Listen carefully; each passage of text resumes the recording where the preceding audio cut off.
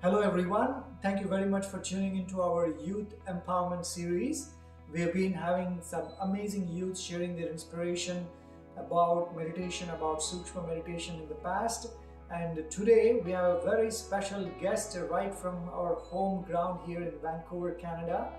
And here we have Suprit, who is 11-year-old in grade 6, and he has recently done a Sukshma healing meditation program with Sunita Amma.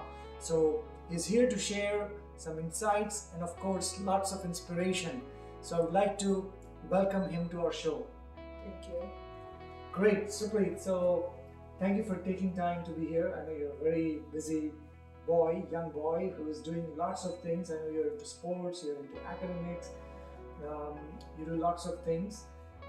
But in spite of your busy schedule, you're here. So thank you for that. Welcome. Now, you completed what, this Tuesday? Was your last session with Smita? This Tuesday. Okay, great. So I'd like to dig a little bit into your journey, why you started, and what transformation did you see, and why you really want to share this message, right? So we'll talk about all of this. So to begin with, so why did you actually start this program with Sunita? I started it because I can't focus properly, and I'm just too much into electronics. And I only joined the program because to get focused in class, to get better marks, and do a better job in my academics, and not to play too much electronics and video games. Focus. Yes. Isn't that a huge issue today in the world? Talk about it, right? Yes. You probably see that a lot in your classroom as well with like your friends. A lot of people. Distraction. Most people get distracted for the tiniest thing. Yeah. But now I don't get to, but the only things that get distract anybody is when someone's yelling in the hall. Now I controlled my distraction to a lower, and I can concentrate when the teacher's talking. Wow. So the reason was the focus and concentration. Yeah. Now, what transformation change did you see in this last 8 sessions with regards to focus and concentration? My back, I'm just staying still, up, just body straight, not slouching, not bending my back. Focusing on the teacher, staying on one task and not wandering off wherever. So just on my task, if that's done, do another one and just finish all my work. Very nice. So you mentioned two things. One is like being able to focus on one task and finish. And you also mentioned another very important thing, the awareness of the body, right? Awareness to be sitting straight. A lot of people don't even have that, right? Most people just sit down Yeah. like this, or they're just on the desk sleeping. Correct. But you're now like alert. Yeah, just now sit up straight. If I even do this, my body knows that I have to sit up straight. Very good. So it's that awareness you build, it just kind of reminds you, Yes. even if you kind of miss it, right? So what do you think happened in these sessions? My brain is only supposed to use one pointedness, not scattered brain. So I have one thought, not multiple thoughts of what I'm gonna do tomorrow. I'm just focusing on what I'm doing today. So beautiful. You mentioned something very interesting. So it used to be scattered, now it's one pointed. Yes. And we know, myself, I've done this program for many years now. How scattered the mind used to be. Like it'll just run like a monkey. You heard monkey mind, right? It's like jumping from They're here. doing one thing, but then they just don't do it and go to another thing. Yeah. And now that scattered mind has become like concentrated and focused now. A straight line. And now what is the benefit of that? That scattered mind is where you have so many thoughts in your brain that you don't know what to choose. Put this in where you're doing a Lego set. You do a Lego set, and then it's too hard, and then you just don't do it, and then you go into another one, and you're just doing both, but you have to stick to one, finish it, and then move on to another one. Like doing your math work, you don't skip all your pages to the end where it's easy. You have to finish it from the start to the end.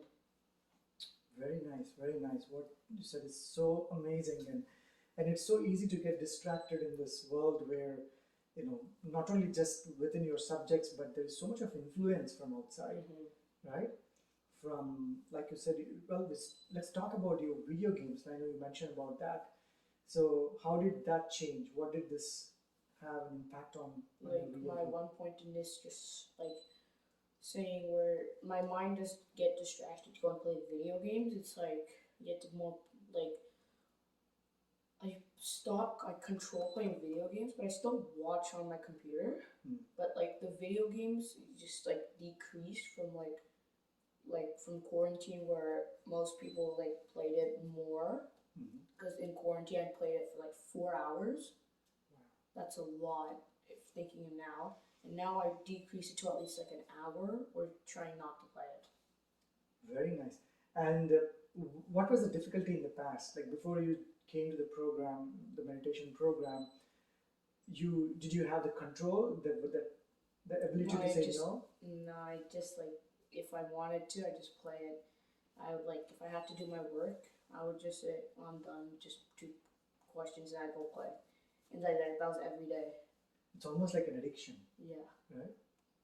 And now you're able to break that cycle. I can like play whenever I want, but it gets pretty boring. So I got used to not playing after a while. So you're able to put a check and say no. I, Yeah. you're able to prioritize now. Yeah. And where is that power coming from? From my head, from like my brain, and also from my heart because it's telling me you gotta trust yourself if you want to play it or not. Beautiful. But it's a maybe anytime. Very nice. You know what? You brought such a deep and insightful thought here. It's your heart. Isn't that so powerful? Yes. Because that's the one that will actually help you make the decision. Mm-hmm. And then that heart is not like the physical heart. It's not like physical heart is thinking. It's that inner Peace. inner being, right? Right. Which is there. That inner Suprit, right? Inside of you telling you what good is you're supposed to do. Yeah. Do you know what the word for that? There is a word for that. That inner voice. It's called conscience. Remember Sunitama was talking about conscience. Cautious. Conscience is that inner voice. We all have that inner voice, right? Right. Like you said, before you started meditation, that inner voice probably was telling you, oh, Suprit, stop now. You got to go do your homework. It's too much of video game. But we ignore that inner voice, right? But now with this program, that inner voice has become strong now. We have given strength to that inner voice, which means anytime, not only video games, but anything you do, that inner voice will come out and say, Suprit, this is the right thing. Do this. This is not the right thing to do, right? Yeah. So you will be able to differentiate, discriminate. The bad and the good. The bad and the good. You got it. You got it, right? Yeah. That discrimination power, I think, what's what you're talking about, right? That's what I'm talking about. Very nice. Very nice. So, what else? Now, I know you're into lots of things. Like you play basketball, you're into archery, you're into track and field. How did this meditation program impact each one? Let's start with basketball. More focus, like easier to connect with others, passing, like you just have to communicate in the game because you have 5 people on a team, or yeah, about 5 people. That's why I remember. But okay, yeah. So you have to communicate with people to pass the ball, to make the shots, and you have to work as a team. So I learned how to work as a team, and now just have to play and put my focus in with my friends. Very good point. So there are 2 dimensions to it. It's not like you just go, your focus is just to throw the ball into the hoop. It's not that, right? There is a lot of stuff that happens behind. Like you just mentioned, coordination with the team, coordination with that person who is passing you the ball or you're passing the ball. Communication. Communication, that's right. So coordination, communication, and then concentration. Focus. Focus, which is concentration. Yeah. So 3 C's. See that? The magical 3 C's. Basketball. Coordination, communication, concentration. Right? This is something everyone needs, right, my friends? Right. Like you need this, of course, in every aspect of our lives, right? When you're in a class, You have to have focus. Yeah. And concentration. Yeah. You need communication with the teacher, your students. Yeah. And then you need the coordination. But I don't know what you can use coordination, but there's something that you can use in class. Good, good. You know what? You are in grade 6. As you move on to grade 7 and 8, you will start to see the projects where they'll put together 3 or 4 people, Yeah. right? You probably are doing it already. We right? do some of them There you go. with groups. Yeah. And you have to think on one same page. Exactly. That's your coordination, right? You all got to be on the same page. You can't have one just thinking about video games. You can't have one doing all the work and just other people just sitting out. Correct. You have to have everybody on the same page. That's such a big problem. I used to listen. That happened at school too. That's good, right? Like there's only one person who's doing everything and others are all distracted. Yeah, everybody else talking with each other, Yeah. going to other groups. That used to be me at the start of the year, Uh-huh. but I now, because of after my sessions, I now focus in with my group. I work with them. It's not just a one-person job. It's all 4. Teamwork. Yeah. Teamwork. So again, after the sessions, you're not distracted with anything. You know No. exactly what you I know want. what to do. Beautiful. Beautiful. So it's working on the basketball court and in your classroom. They're both the same. They're both the same. You got a very interesting point there. They're both the same. Everybody in your class is like a team. Team. Yes. Yes. And then you got your coach Is in your teacher. basketball coach, and then you have your teacher. Yeah. Right? Such an analogy. It's so important for people to realize that, right? Like the analogy. I think it works even with your family at home, right? Same thing. You have a team called family, right? You got your parents who are the coaches. You got your siblings, your other extended Team. family members, the team, right? Now, tell me how it impacted your life with your family members, with your parents. I don't I'm less stressed. I don't get mad easily. Like I'm more relaxed, calm, and just like better. Like I'm not overreacting for the smallest thing.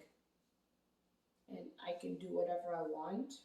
Calm, no fighting, but just relaxed.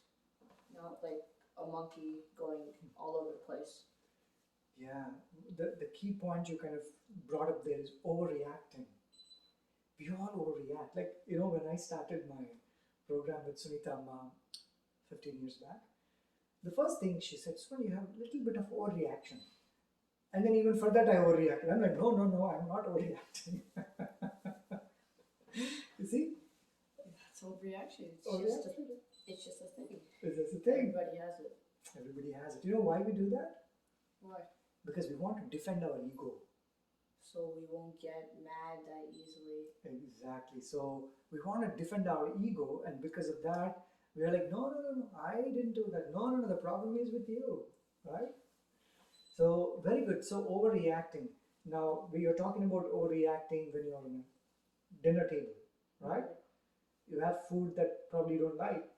You What just have would to eat it. Eat it. You're not gonna waste food. Before the sessions, you used to react to that. I'm used to that. I don't want it. Yeah. But I still have to eat it. Complain. But I now just eat it.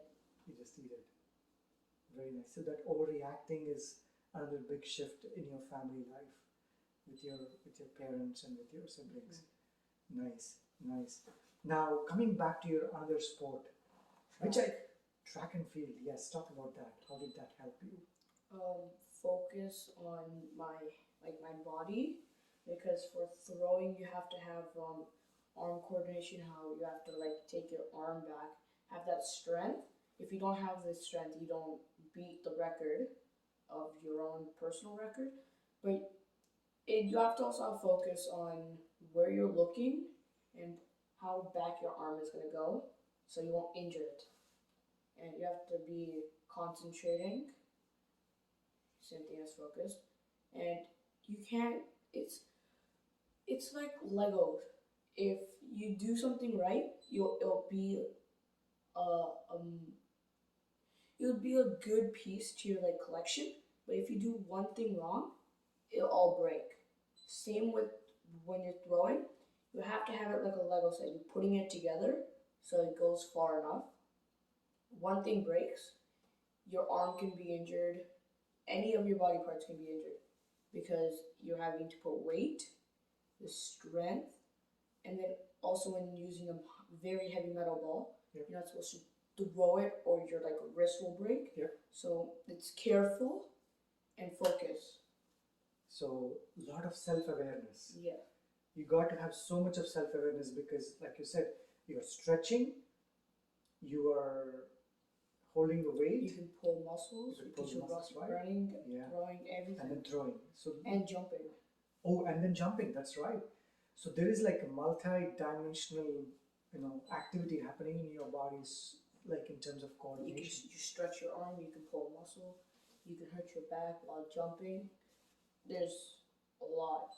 So during these sessions, you found like you to become like more self-aware, more conscious. So I won't just throw it like a normal ball, Mm. like a very heavy ball that can break your wrist. Yeah. Just you have to be very focused and listen to the coach because they've done it for multiple years. Yes, yes. So that's how it impacted. Like, do you also do a lot of running on like in track? Yeah, and field? track and field you have to run, Yeah. but you have to do warm ups before you can run or you're gonna pull a muscle. Correct, correct. Now, what did you notice before and now in terms of your capacity to breathe better? Before, like I would breathe in grade two, I would breathe normal, but because I'm eating too much chips and stuff, Mhm. like to make your lungs weak because it's like oil. Yeah, yeah. So eating too much of that made me like breathe slower and my heart rate would go up. So I stopped eating too much of it. There's some I still do, but now I can breathe properly like I did in grade two and run almost like then. Beautiful point you brought up there. See, you're in grade six, and in this program, you're actually able to realize how you used to breathe at grade two. That's phenomenal. That's like amazing, Suprit. I mean, people don't even remember. Like, I don't remember how I was in grade two. And you're actually able to connect to your grade two breathing. We are talking about a very subtle thing here. My breathing used to be stable and it Yeah. would be like I can run with my friends just like 4 laps in a row without stopping. Yeah. But now you can do like 3 laps and then stop on my fourth one. But I'm getting back to like how I used to be grade two. Beautiful, beautiful. This is phenomenal because at your age to have that depth of awareness is not ordinary. Like to realize how you used to breathe at grade two and see how it shifted, and then after this program, you're now going back to How it was. how it was. So see how this program is helping in so many dimensions. It helps me in every way, fitness, school, just everything that I know, it just helps me. Amazing, amazing. Now moving from the track and field, the favorite sport that I always like, and think you like it too. Yes. Let's talk about that, archery.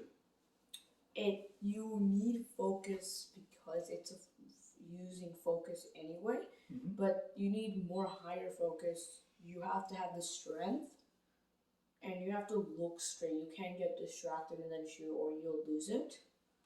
It's a very subtle, focused game. Your body has to be still and nothing is moving, and you just need it in the right place to have the best shot. But the smallest movement can just change your shot. Like I learned, if you from here, you have to shoot it. You have to like scratch it off your like neck.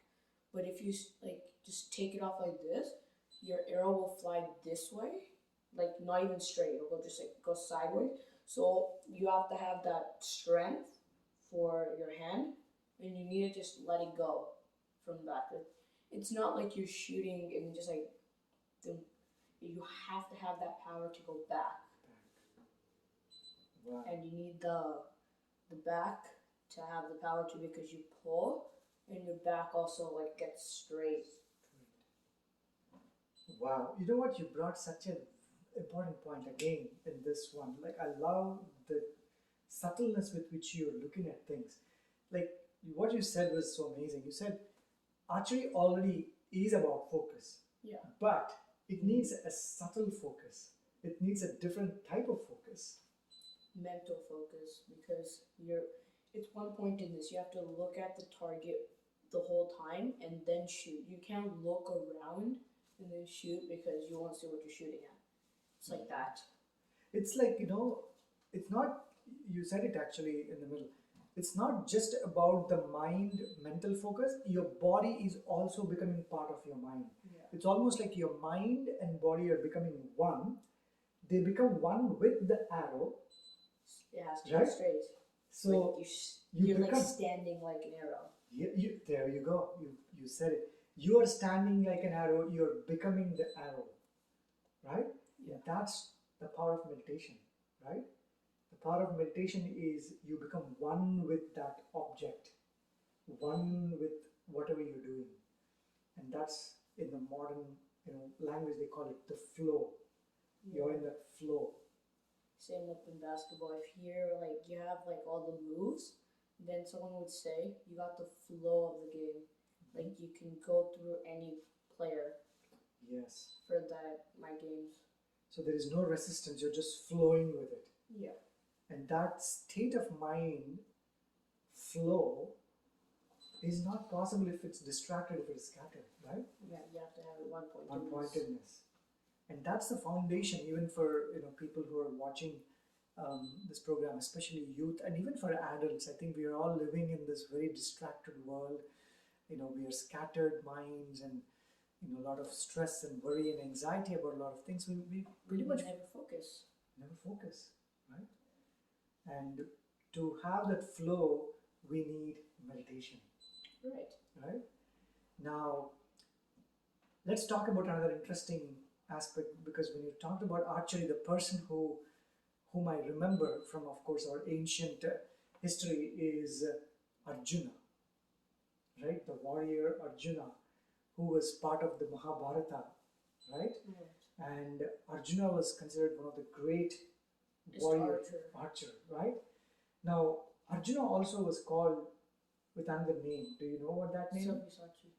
Say it again, please. He was named Sabyasachi. Sabyasachi. Beautiful. Do you know what it means? It means you can use both left and right arms and both the sides of your brain. Both sides of your brain. And now what is the benefit of that? That you can use both sides. That means you can write with your left and right, and you can do any game, like play basketball with you shoot with your right and with your left. Anything that you have, you can use both brains. You can do anything with both your hands. Wow, and you're able to do that? Not yet. Not yet. I have to still practice. But still practice. It's hard. It's hard. So can you imagine like the power of concentration and focus that Arjuna had? Right? A lot. A lot. Focus. And even putting that in basketball, some players even like use their left hand to like get used to the layups. Yeah. But it takes some time because it's like their non-dominant hand. They can dribble with it, but they don't shoot with it. It's like rare to see them shoot off their like left hand. Yeah. So this is another beauty. Like what happens in this meditation is that your both left and right brain are balanced. Or equal. Are equal. I like that. Because usually one becomes predominant, and that's where we see people who either are like too rational or too emotional. Yeah, like people are like right hand is the way better than left hand. It doesn't matter, they're just the same thing, but different hands. Different hands. And now you're training both the sides so that you can take full advantage of the power of this complete brain. 50-50, not is 175, one is 25. It's just one. One whole. That one whole brain. In fact, there's a phenomenal book, I think written by Dr. Dan Siegel, is a psychiatrist, called Whole Brain Child. He talks about how we need to develop whole brain, which is important, especially at your age.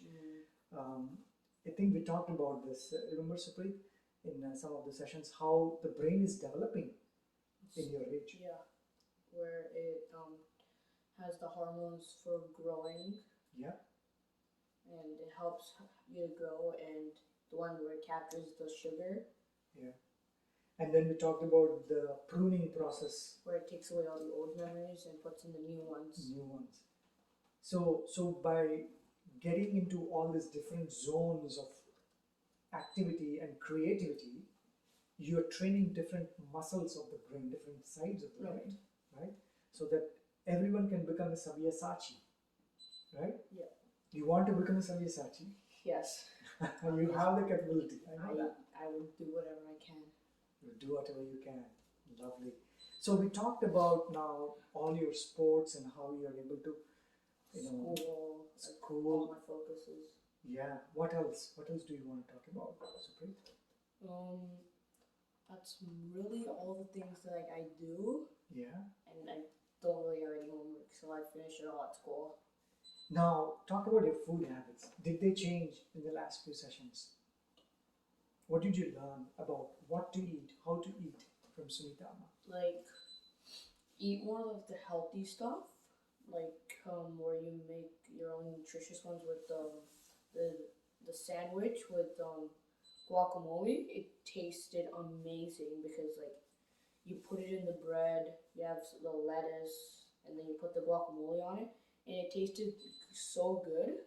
Like I just wanted to eat the whole thing. So I just liked it, and I got used to like eating that. But I haven't made it again because my mom doesn't have the recipe. But who gave you this first? Sunita Amma. Sunita Amma. Isn't it amazing, her food? Her food is the best. Right? Her food is the best. I remember this. Her food is the best. It is. Everyone says that, right? It's not a lie, it's true. It's true, it's true, it's true. It's an absolute truth. You can't miss it. Right? I know, in last 15 years, I've seen so many people who come to Amma for sessions. Of course, when people come to Amma, because of COVID, no personal sessions, obviously, the last 2 years. Yeah. But you're the first one who actually went back. Do you know that? Yeah. You have the privilege of going back to her. Even I didn't get to go see her. 15 years, man. And you got the royal path to go see her in person and take the sessions in person. But what I'm trying to say is, so before COVID, like I used to see all these people who used to come to take sessions. And when people come to Sunita Amma, it's not just about the meditation session. It's about the food. It's about the food. I love it. It's about food for the body, food for the soul, food for the mind. Right? True. Now, what do you like about Sunita Amma? What do you think about her? She's kind She's and kind. respected. Respected. And her food's too good. Food is too good. We are just hung up on our food, huh? Yeah.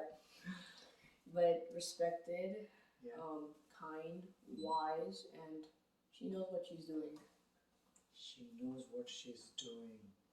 Wow. Do you think we all should get to that stage? It's hard, but you can try. But it's gonna take time. It's not an easy step. Why do you think she's the way she is? She's told me multiple times that like her father kept her in the house. She's like she's used to being in the house, and she learned what like all of her other siblings would go to school and stuff, but she would stay in the house and learn other stuff that her dad would teach her, and like and she would be teaching meditation, sukshma. Just that's why because she stayed in the house, she learned new stuff rather than like what everybody else learned. Right. So by homeschooling, staying at home and learning from her dad, her father, she was able to not only learn about the subjects but a lot of wisdom that comes from the parents. Isn't that so important for this generation kids? For all kids. For all kids, right? Yeah. Because a lot of them, they don't listen to the parents. They ignore them. Do you listen? Sometimes. But I still do. You still do? Yeah, I still do. Yeah. Are there any things where you differ your opinion with your parents? Basketball games, but like when we argue, but like the argues for like no silly reason. It's for a constructive thought, right? Yeah. You are having that discussion and argument for a constructive thought process. For something else. Yeah, for something else. It's not like, oh, I hate you, I don't like you, No. I don't want. Like you see a lot of youth going through that path, rejecting parents completely, right? I'm not that. So you think there is a different way to approach that? Right. What is that approach? How do you approach? Because a lot of youth, like they, the moment they are in teens, they are like, oh, you know what? I don't believe in what you say. What I say is right. They don't want to listen to their parents. What do you say for those youth? That they're just not doing good. They're just following their own dumb path that their friends told them. But you should listen to your parents more. Should, right? Yeah. Because they come with that experience, right? And they're like they have more experience. They know what they're telling. Mm-hmm. That's what I always argue with them. But now I kind of stopped because there's no point of arguing. So you learned that in these sessions, Yeah. right? Because what they're trying to do is good for you, right? And of course, when there are times when you have a difference of opinion, you can express that with respect, right? And then they should express the same with respect, right? And then there should be that mutual understanding, right? Great, great. Now, what is your message that you want to give to the youth after this Sukshma meditation program?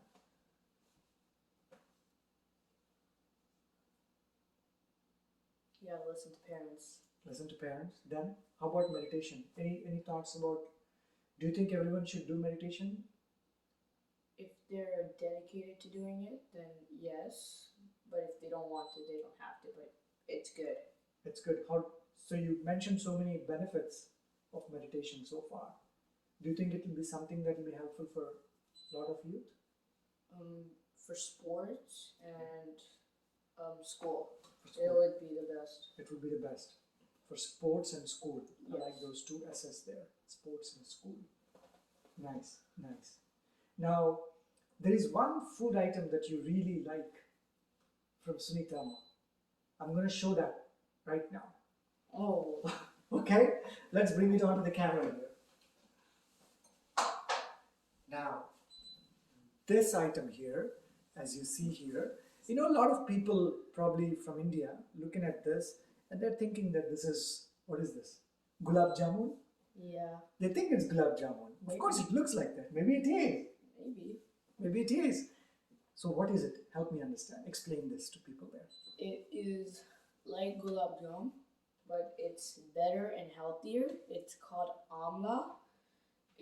It's like when you put it in water for a long enough time, it turns like brown, and then when you eat, like you should eat half of it per day, and it's healthy for you because it helps you think, and it cleans your immune system. Cleans your immune system. Nice. So as Suprit was mentioning, this is amla fruit, like the big amlas. So Sunita Amma prepares this amazing item. She uses this nice organic jaggery, which is like the brown sugar version of India. It's got a lot of healing medicinal properties. And obviously, as Suprit mentioned, amla is full of phenomenal. It's literally, you can call it like the life source, the fruit of life source. It's like the ambrosia, the nectar of life. You eat one amla per day. They say, have an apple a day, it keeps doctor away. Yes. Like amla, it's like phenomenal. Almost the same thing. They're the same thing, but even better. Amla has got phenomenal healing values. Now, amla by itself is not tasty to eat, right? By itself, it's like very sour. It's a bit bitter. It's difficult to even like chew and swallow. It's hard. It's hard, right?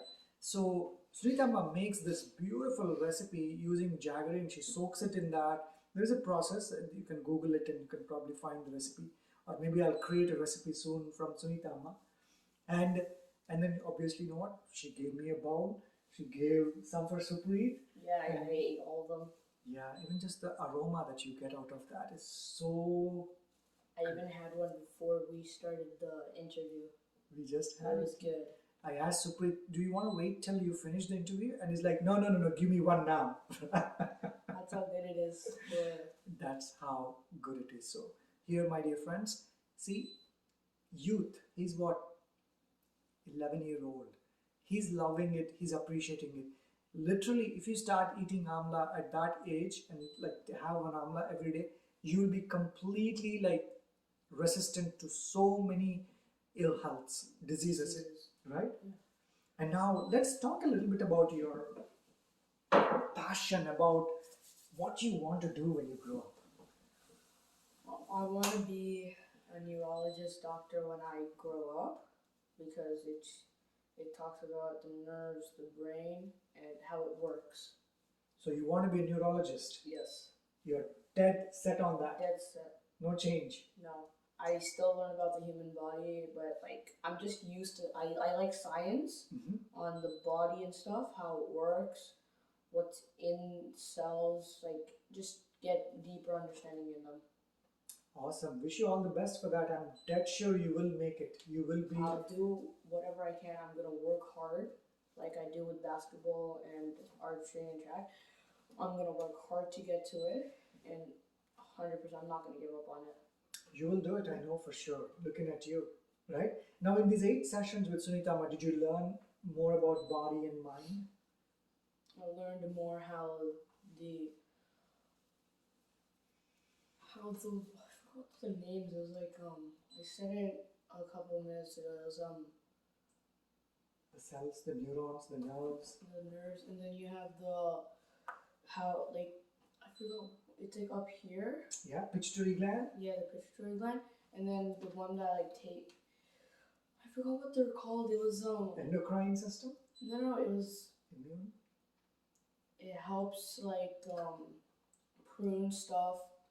The brain. Yeah, the brain. Yeah, yeah. And then you have the Hormones. hormones. Yes. You like learn how the hormones work, Yeah. how it helps you grow. Yep. If you have too much of like the oil and stuff, it makes you growing faster and stuff. Yeah, yeah. And if you go too fast, your bones get weaker, and you just get weak the more you grow taller. So it grows a little by little, but it's still good to grow, but like not too much. Yes. And not allowed to have too much sugar because one of your other hormones will take that sugar. Insulin. The insulin will take the sugar, store it, and then use that energy. But if you have too much of it, it'll die, something like that. Yeah. And then it won't store, and your energy just won't come to you. Depleted. Yeah, diabetes. You're talking about diabetes here. You know what? You're bringing up so many important things, Suprit, here, like lifestyle, food habits is so important to start young at your age. See, you've learned so many things in the last 8 sessions, like how to eat, what to eat, be careful about the fried food, the oil food, the sugar. It's not that you shouldn't eat those stuff, right? Yeah. You can have them once in a while. But you look at people who are addicted to French fries, like they're like addicted to burgers outside, right? Right, deep fried food all the time. Right? And then people are addicted to like sugar, chocolate all the time, like smooth, like candy and shakes, milkshakes, and a lot of sugar in them, right? And it's not really good. So that's another very important thing that you brought up. Anything else that you want to talk about? That's it. Well, thank you very much for your time, Suprit. You're welcome. It was a very inspiring session to see how Sukshma meditation program with Sunitama actually helped you in so many dimensions of your life, and how this can actually help many other youth out there. So wish you all the best. Thank you. I'm sure I'll see you probably again. I would like to interview you when you are a neurologist, so don't forget that. And probably another 15 or 17 years. I don't know when that will be. But when you are the neurologist, we'll get in touch again. Okay? Yes. Take care. Thank you. Thank you everyone again for tuning in to this amazing session with Suprit. And we'll continue to present these youth empowerment sessions with other youth who have been part of our program so that you can learn and get inspired. Take care and have a beautiful time.